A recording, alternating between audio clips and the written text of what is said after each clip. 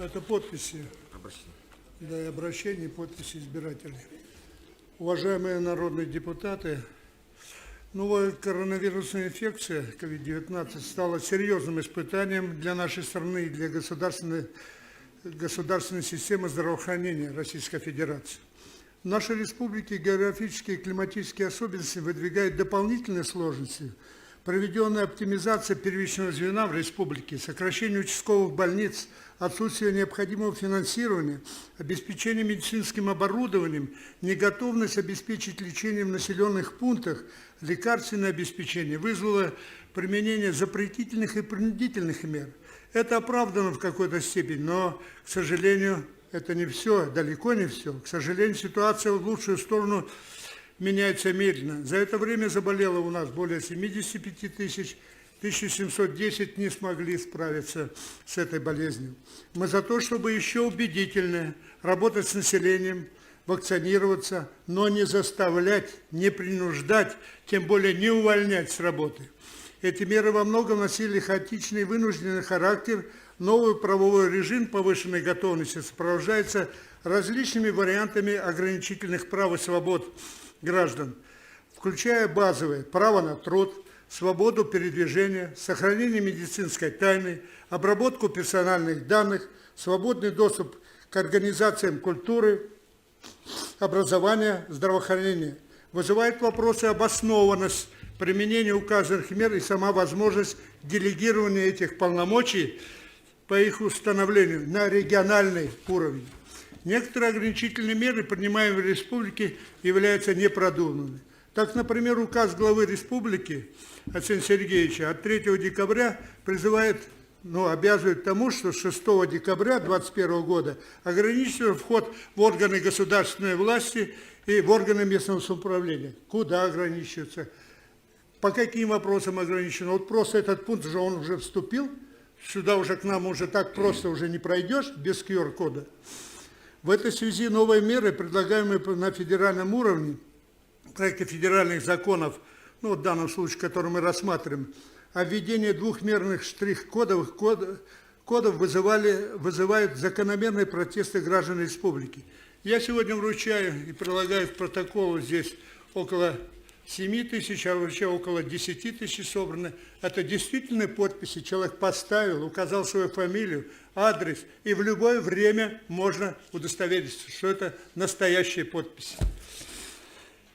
Данное решение противоречит многим статьям Конституции. К примеру, часть 2, статья 21, право на то, что никто не может быть без добровольного согласия подвергнут медицинским, научным или иным опытам.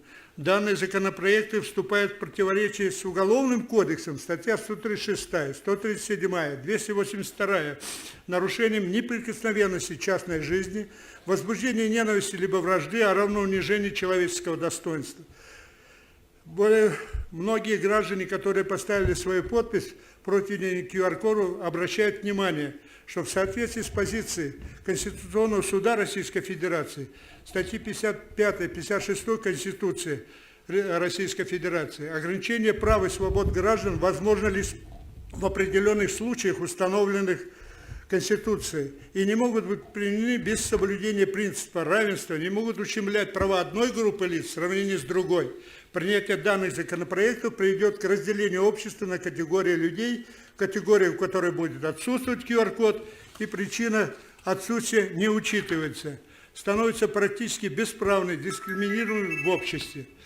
Поэтому мы здесь сегодня еще раз говорим о том, что наша фракция и фракция в Государственной Думе Российской Федерации, которая провела очень большую работу для того, чтобы изучить мнение, круглые столы, научное сообщество, граждане, и поэтому фракция КПРФ будет голосовать против, и мы сегодня призываем народных депутатов дать отрицательный отзыв данному законопроекту. Это будет логично, это будет, с учетом мнения граждан, которые сами, их никто не принуждал, никто не организовывал, сами не организовывали, собирались, давайте подписи давать, давайте, приходили, звонили и говорили, вызывали, выражали очень большое, беспокойство и против давать принятия этого закона, в данном случае призывая отрицательный отзыв этому законопроекту и не принимать его в целом Государственную Думу. Спасибо. Это я протокол передаю. Народный депутат Солнышкина Роза Васильевна.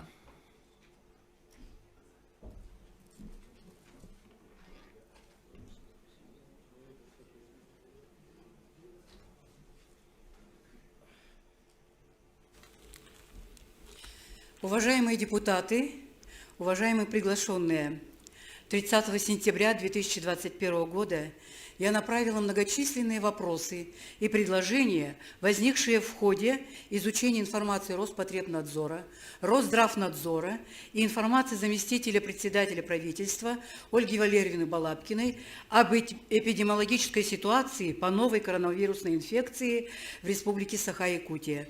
О чрезвычайной ситуации не было объявлено в республике, кроме введения карантина в единственном городе Алдане с введением определенного количества «вежливых людей» в кавычках с автоматами весной 2020 года.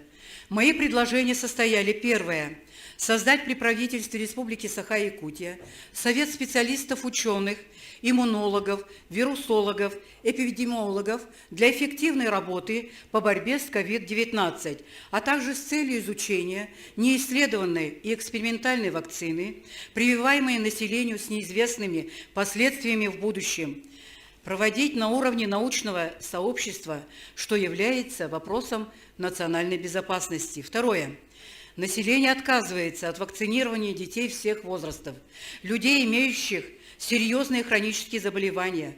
Также имеются люди, которые не доверяют произведенной вакцине и протоколам лечения. Третье. Предлагаю Роспотребнадзору и Росздравнадзору провести детальный сравнительный анализ с мониторингом по проведенной работе за 2020 год и промежуточный анализ за январь-сентябрь 2021 года для представления и обсуждения на заседании Постоянного комитета по здравоохранению. 26 ноября этого года при обсуждении федерального закона номер 17358-8 на заседании Комитета по здравоохранению министр здравоохранения Лена Николаевна Афанасьева обронила фразу «Люди непривитые – это угроза для окружающих». Росздрав в лице Иннокентия Евгения Николаевича выразился еще резче. Есть ощущение, что это проплаченная некими структурами группа. Это антиваксеры требуют внимания со стороны силовых структур. Как это понимать? Нюрнбергский кодекс 1947 года нарушают те люди, которые производят испытания и эксперименты на живых людях. Главный производитель этих вакцин – Институт имени Гамалея под руководством Александра Гинзбурга. Роспотребнадзор России в лице главного санитарного врача Анны Поповой, которая на сегодня является патентодержателем, разработчиком, заказчиком и государственным регулятором вакцины «Спутник Ви», заработала на этом миллиарды рублей за счет здоровья населения. Данный вопрос о расследовании поднят депутатами КПРФ на заседании Госдумы буквально на днях. Мы живем в обществе, где с помощью привлечения пиар-журналистов можно честного человека превратить в изгоя. Приведу свой собственный пример, для того, чтобы вы имели представление. С 2017 года на меня началась охота со стороны журналиста Сумченко Сергея. Его охота возобновилась в ноябре этого года в связи с подготовкой к обсуждению проекта федерального закона о внесении изменений в федеральный закон о санитарно-эпидемиологическом благополучии населения. Непривитый человек не равно заразный, то есть представляющий опасность для окружающих. Те лица, которые позволяют себе отпускать подобные заявления в сторону граждан, подпадают под статью 128.1 УК РФ. Клевета о том, что лицо страдает заболеванием, представляющим опасность для окружающих, наказывается штрафом в размере до 3 миллионов рублей, арест от 3 до 6 месяцев или лишение свободы на срок до 4 лет. Мало показалось журналисту в соцсетях устроить пиар-компанию, напечатал статью «Богоизбранные или народные» в популярной газете «Якутск вечерний» в мой адрес и попутно изморал всех вас, уважаемые депутаты Илтумен. В моем лице он огульно выразился обо мне и всех избирателях Алдана, доверивших свои голоса мне как депутату Госсобрания Илтумен. О наших детях хочу сказать слово. Избиратели Алдана собрали около 1000 подписей против пресловутого QR-кода и принудительной вакцинации, направив их на мое имя с обращением. Введение QR-кодов граждан вне режима чрезвычайной ситуации ведет к увеличению социальной напряженности, ограничению конституционных основополагающих. Вы не закончили? Не закончили? Время еще? Минуту добавьте, пожалуйста. Я заканчиваю. Ограничению конституционных, основополагающих, необходимых для выживания в современном мире прав и свобод граждан Республики Саха, сегрегации и дискриминации, то есть влечет за собой массовое нарушение прав и свобод граждан. Граждане лишаются возможных законных способов заработка, растет безработица, уровень доходов населения падает, банкротится малый и средний бизнес. QR-код – это метка, без которой человек будет выкинут из жизни без медицинской поддержки. От введения подобных ограничений напрямую страдают интересы детей. Дети Крайнего Севера живут в сложных климатических и экологических условиях. Уровень детской онкологии у нас тоже не маленький. Узких специалистов во многих населенных пунктах нет. Проводить в таких условиях массовые эксперименты на детях – это преступление против народа. Особенно в этой ситуации вызывает опасения возможная детская принудительная вакцинация экспериментальных. Еще минуту, да? Еще минуту, пожалуйста. Каким образом она аукнется через годы на их здоровье? Люди, будьте бдительны, отступать некуда, за нами дети. И я сегодня хочу сказать последнее, вот что меня волнует. 11 парламентов России отказались обсуждать федеральный закон. Ни губернатор, ни Роспотребнадзор, ни главный санитар-врач не являются ветвями законодательной власти. И я буду голосовать против введения QR-кодов и принудительной вакцинации в федеральном законе. Спасибо за внимание. Афанасьев Сафрон Антонович.